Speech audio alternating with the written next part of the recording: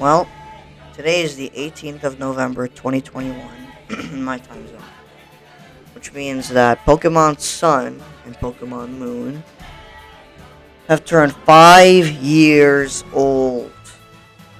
Now, this is in North America. Of course, the games came out on the 23rd in Europe. So, I'll have to wait a few days for the 5 year anniversary, but to be honest, I didn't get the games that much. Let me give you a rundown of how I got into these games. So, I'm a pretty recent Pokemon fan here.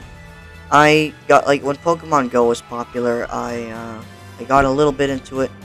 I started hearing all about the Pokemon franchise, and then I started to hear more about Sun and Moon, these cool new games.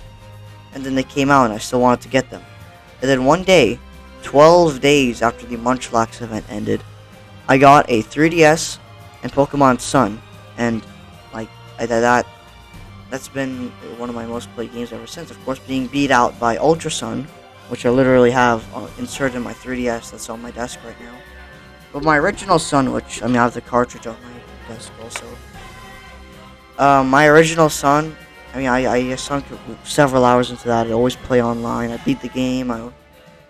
I just have so many memories with the games. Well, not all the game because I played Sun. And it was just my first real entry into Pokemon. I started playing a lot more games, like specifically previous ones, like White, Heart Gold, Platinum. Well, just not in order. So in order is like X. No, it was Alpha Sapphire and then X and then White and then Heart Gold and then Platinum. So really, it was just, and then I started like reading Bulbapedia a lot, learning everything I could about the franchise, and now it's like a self-proclaimed expert. But yes, this was like kind of the start of it all, and I just love these games for that because they're how I got into the franchise. And, I love the Ultra games, and they easily beat this out for me. But this is Sun and Moon's day. This is their 5 year anniversary, and I think these games just have like a special imprint in the series. They introduced regional forms, which, as you saw with Sword and Shield, aren't really going anywhere. They deviated from the whole gym mechanic, but while still introducing like the trial system, which felt enough like gyms. Not really. It was actually way more different than gyms, but there's still checkpoints you have to clear to progress that involve Pokemon battles. So I just like the idea, and the whole Alola region itself. If you told me to pick which Pokemon region I'd live in, I'd pick either Johto, Unova, or Alola. Which island Alola I'd live in? Easily Akala. This has a great soundtrack, which is expected for Pokemon. And these games, like, they got rid of the whole tile-based movement. I would say this is a pretty big stride for the franchise. I'm gonna be honest, and they're great games. Like, if you pick up a copy of Ultra Moon right now or Ultra Sun, you'll have a blast. Like, they aged well. These hold up really great, and the only real flaws with them are that they don't have a built-in national Pokédex, but you can still use all the Pokemon. Something we'd grow to lose. But aside from that, Sun and Moon did have some issues, right? The reason why the Ultra games came out is there's no post game for Sun and Moon. Once you beat like the Ultra Beast quest, that was it. But Ultra Sun, I'm still playing Ultra Sun, and I got the game a few weeks after launch. But back to Sun. Yeah, these games just really, really unique, really just great games, and I love them. I really like the Alola region. I spent like hundreds of hours in it. I just like kind of. I love Decidueye is my favorite Pokemon of all time. Just great. Just like so many memories here. How about I give a story? Story of when I was playing Sun, right? After I beat the game, I activated the Ultra Beast quest, but I didn't really pay attention, so I didn't know what to do next, and left it for a few months.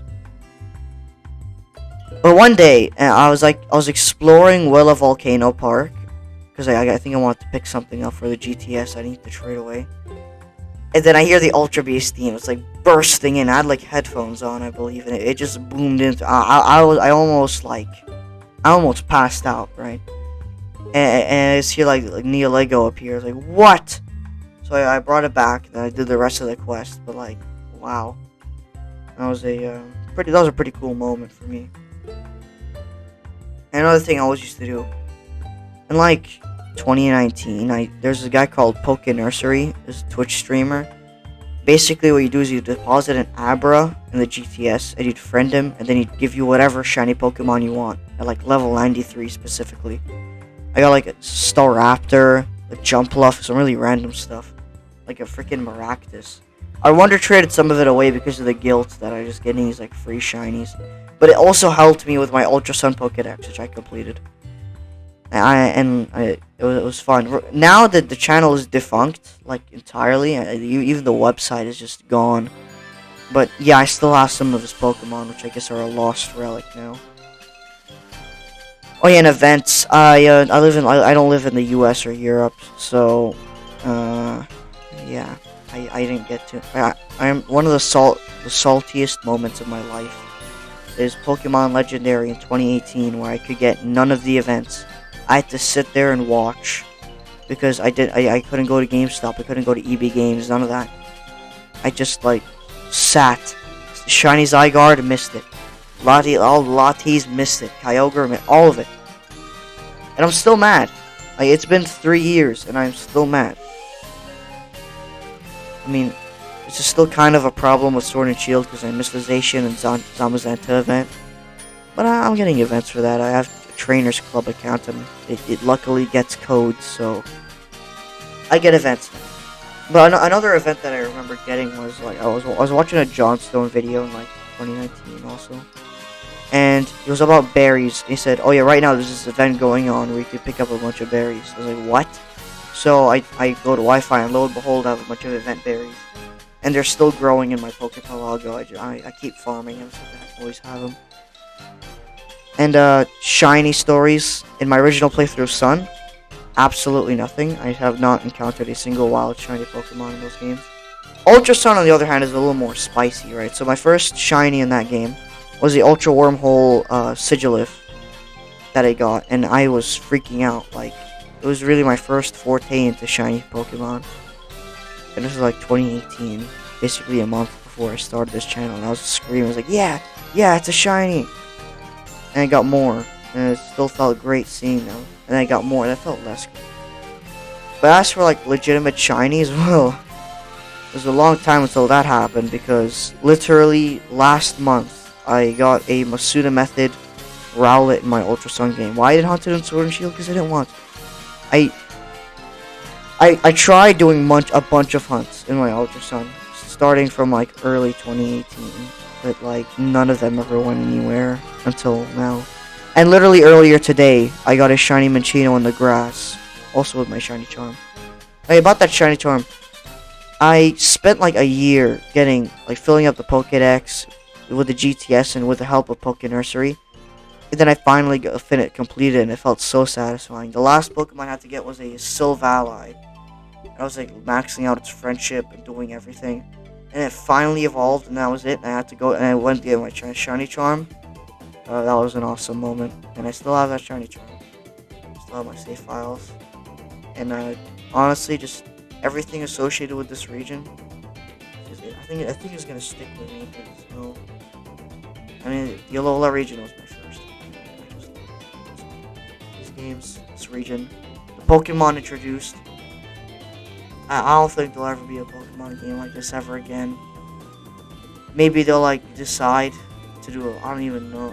They don't go back to regions a lot. I don't know if we'll ever see trials again. But yeah, these games, Sun, Moon, Ultra games, play them. If you don't have a 3DS, then I would maybe recommend emulating them. Because Citra's really optimized. You can get it running on the laptop. But yeah.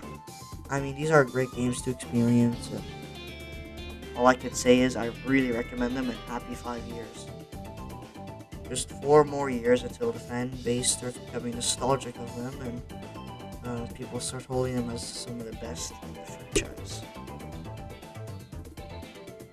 Well, all I have left to do now is listen to the entire soundtrack and upload this. See ya.